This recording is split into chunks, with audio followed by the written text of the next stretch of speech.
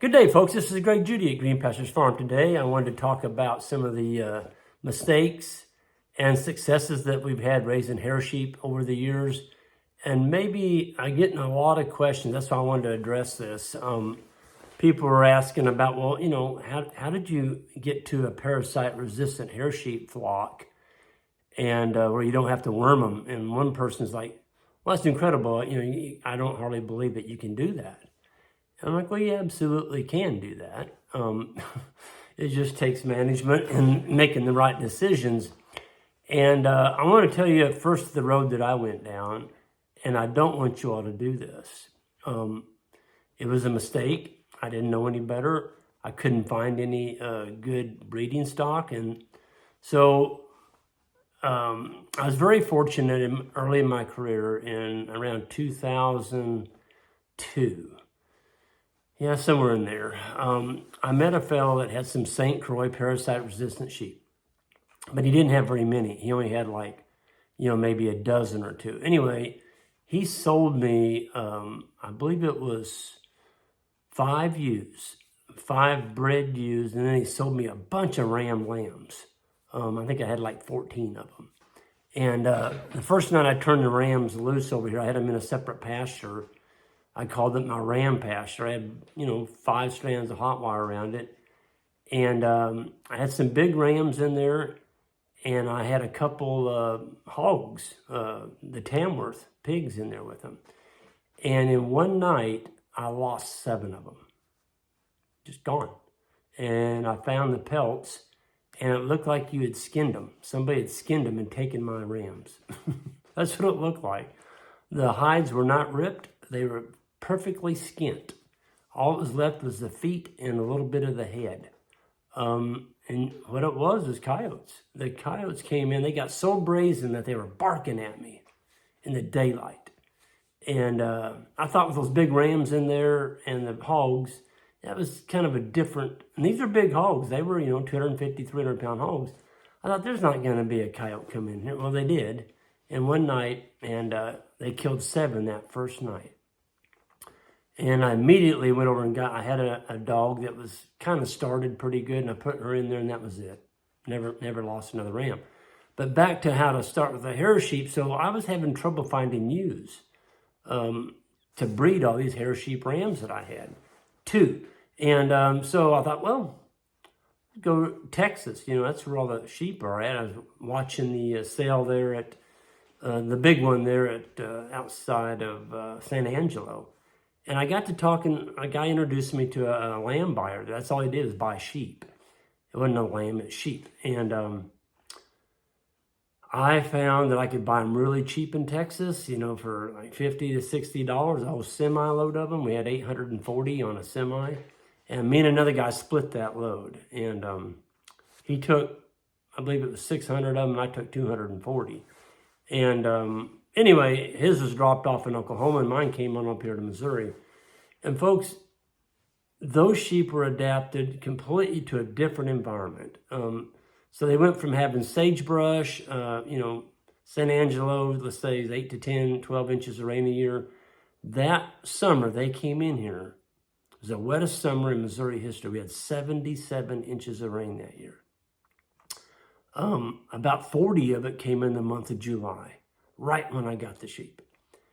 And you just couldn't, there was nothing you could do. These sheep just couldn't eat the forage. And so long story short, I would have been a lot better and further ahead to go to somebody and buy sheep that were raising them the way that I wanted them to be raised. Because what I bought was just a bunch of junk. It was stuff that's coming out of a sale barn. It was coal. They were coals. Coal used it. And probably had lambs. They didn't shed off real well. They got thin on pasture, and that's why they sold them, and I got them cheap. Well, they weren't cheap, not after they got done dying. They were dying. And so you couldn't stop it either. You absolutely couldn't stop it. We did everything. They just kept perishing. And so long story short, we sold a bunch of those. I ended up with just a handful of those left, and I just started building internally with the parasite-resistant St. Croix rams. Got my hands on some pretty nice St. Croix ewes and some Katahdin, some Florida native, and just kind of, and some Barbados, and kept breeding from that. And where I'm going with this is get adapted stock that are adapted to the way you are going to raise them. So if you buy sheep from, let's just go, say you go to the sale barn, and you find some sheep there that look pretty good. They come through the sale ring like, oh my gosh, look at that. They just sold for $120 or whatever, some good ewes. Folks, you don't know the background on those ewes. There's a pretty good chance they were wormed. Not a pretty good, there's a very good chance. They probably were fed grain when they were weaned. And so what you're buying is a bunch of pampered stock. And you bring those into your farm, you're going to have to be trimming hooves. Folks, we've never trimmed a hoof, ever. Never. I've never trimmed a hoof on a sheep. I know people that run sheep that keep their hoof trimmers on their belt, like a pair of pliers. Like, what are you doing with them hoof trimmers? Oh, you got to have them if you run sheep. We trim hooves every day. Well, you look up there by the barn and there they are. They're feeding them grain. Grain grows hoof and it grows horn. Don't feed sheep grain. It's the worst thing you can do to them. The advantage of sheep, folks, is they can make a living on land that a cow will starve to death on. I'm serious. I mean, you can take some really rugged ground, which a lot of it is when we buy these little farms that have been sitting idle for 25 years. You can put hair sheep on there. You don't have to shear them. You don't need to be trimming their hooves. You don't need to dock the tails. Wool sheep, you got to dock the tail. Hair sheep, you don't need to do that. There's no shearing. We don't even wean them. We let the ewes wean their young. We do not assist in lambing. We lamb on pasture in May when it's warm. So make sure you guard those rams. Don't let them into your ewes until the deer in your area are dropping fawns. Now, whenever that is. It's going to be different in Texas than it is in Missouri. South Carolina, that's going to be different than it is in Missouri. You know when the deer fawn in your area. If you don't, ask a wildlife biologist. That's when you want to be dropping lambs.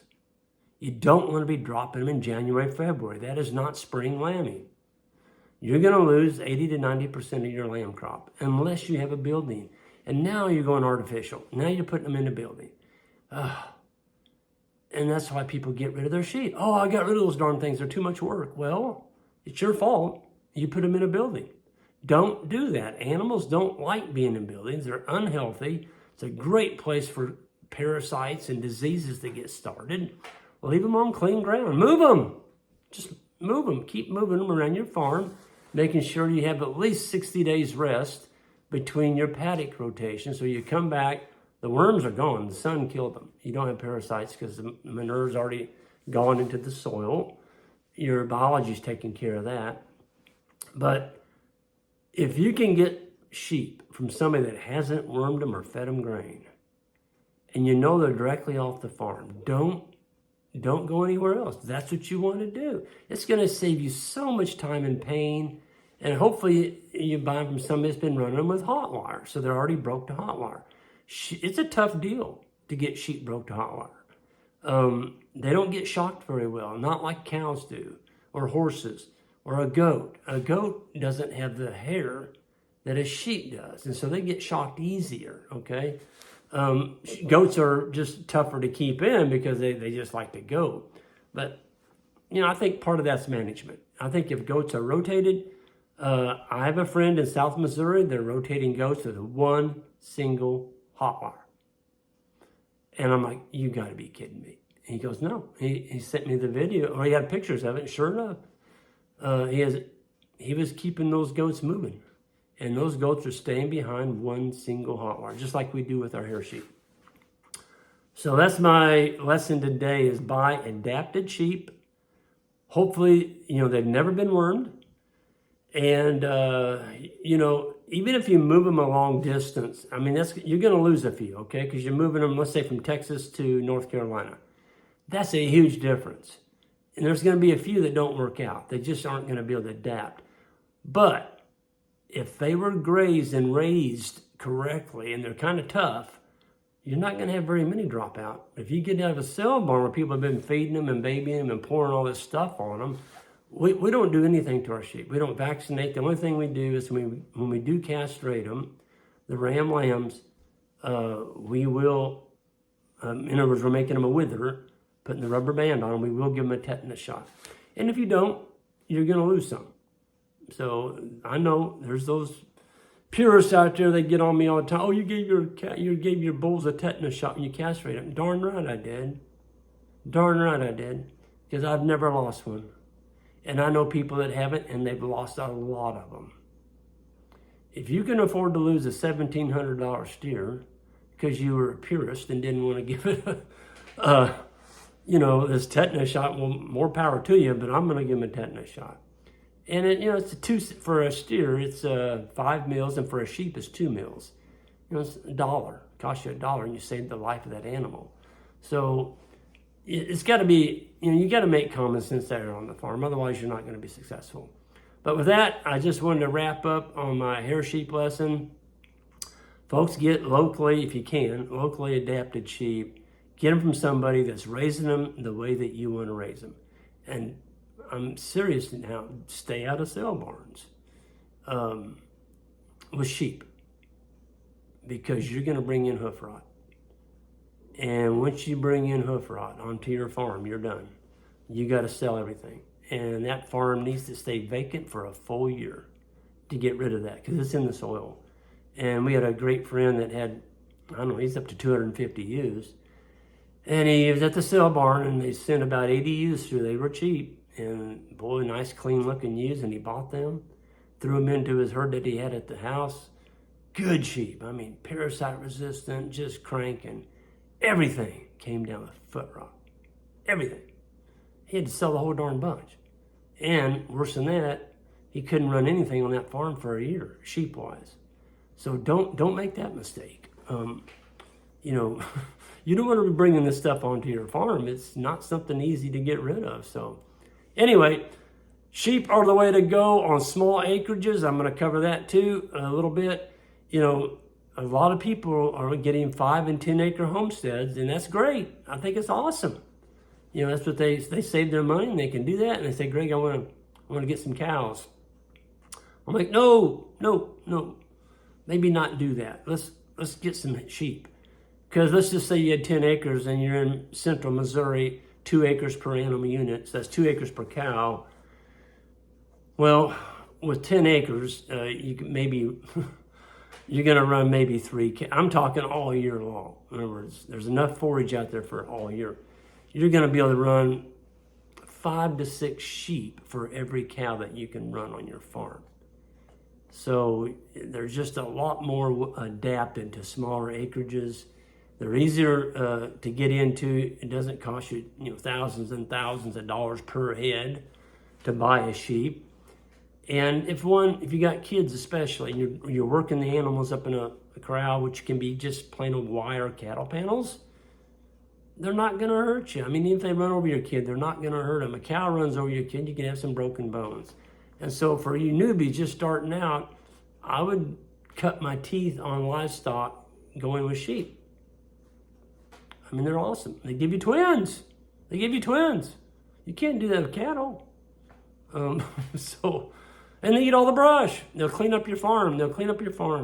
They get rid of all the brush, anything with thorn on it, weeds. It's just history. They go after that stuff. And they leave the grass. Let's say you want to get a steer to put in the freezer. Well, then get a steer. And let those sheep clean that farm up for that steer. It's going to make it better cattle pasture. That's what they're going to do. So with that, I'm going to sign off here. Everyone have a great day. And if you would, on the way out, hit that subscribe button. I'd appreciate it. And y'all see you down the road.